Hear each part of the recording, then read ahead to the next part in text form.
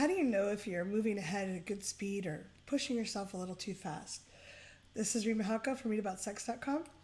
Cathy from theintimacydojo.com. In what? So we just Too fast in what? Tell me!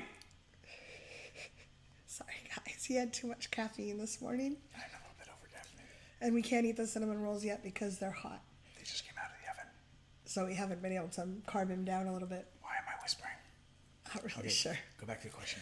So we just answered a question about someone he's getting rejection as he's going out there and dating, and you were talking at the end to kind of pace yourself.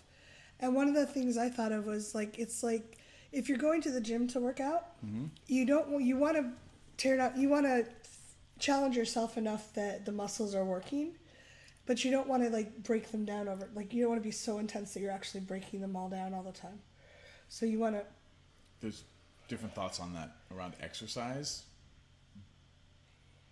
So there might be an exercise person that's like, that's actually not true.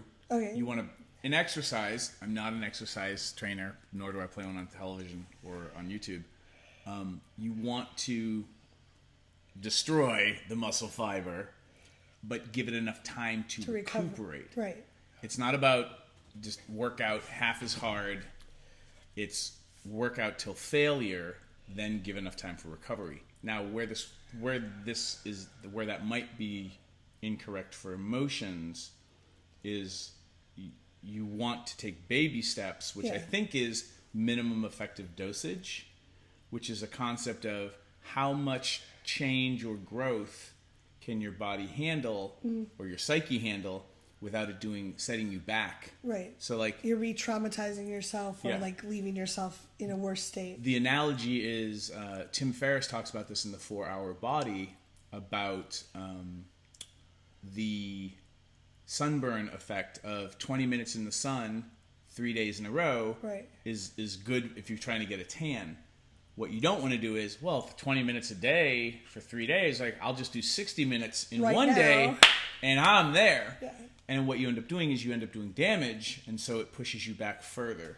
Around muscle growth, there's a different situation. I often use the analogy you don't need to go out, and if you haven't worked out in years, you don't have to run out and lift 100-pound weights. No. So if you haven't been dating in a long time, you don't have to go up to someone you've had a crush on for a lifetime and ask them out. You can practice with people that you feel a little safer with. Start just talking to people. Don't even have to date right away. Build up the muscles and the ability to communicate and connect. Just like you wouldn't go to the gym and all of a sudden lift that 100-pound weight.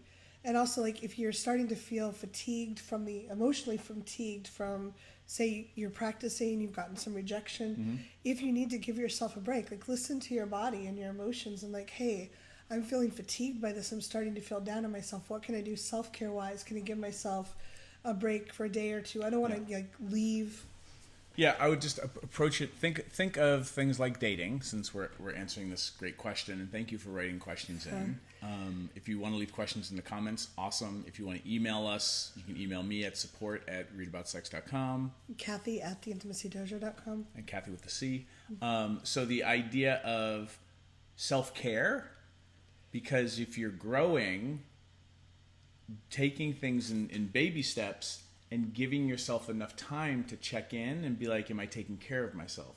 For somebody, diving in and lifting 100 pounds of dating is what's good for them. Right. For somebody else, you're going to maybe you're just doing those little hand weights of dating and then taking 2 days off. Again, this is, for so many people, we don't know what our bodies and our psyches need. And sometimes we get it wrong, and we go to the gym and we work out too hard, and we spend 2 days kind of walking around like an old person who can't, all our muscles hurt, or I can't, can someone get that off the floor for me? I can't, it hurts when I sit on the toilet, kind of stuff. And again, it's okay. This too shall pass, for those of us who used to work out a lot. That soreness is, there's the good kind of sore, and then there's the bad, I tore something kind of sore. Yeah. So again, learn what's a good fit for you, and do things in increments so that you can build up your muscles, your courage, your ability to take action, and not hurt yourself, not sprain, pull a hamstring, so to speak. Yeah. So we'd love to know what you think. How do you know when to push yourself or when to pull back? And do you sometimes mess it up and beat yourself up? Is it okay that you kind of, I really didn't work out as hard as I could have, or I pushed myself way too hard? Can you forgive yourself and move on? Now there's this whole thing of like, do you need to hire a dating trainer or somebody to help you with your That's posture? good. With your posture. Datingtrainer.com. As you're doing that dating squat. Ooh, that's weird. Okay, let's leave a comment. Bye. 3 more reps. I'm going to stop the video. Thanks for watching. If you'd like to subscribe to my social media, it's right there. And please subscribe to this channel there. If you'd like to see more goofy Reid and Cathy, there's more videos there. See them. Why are they there?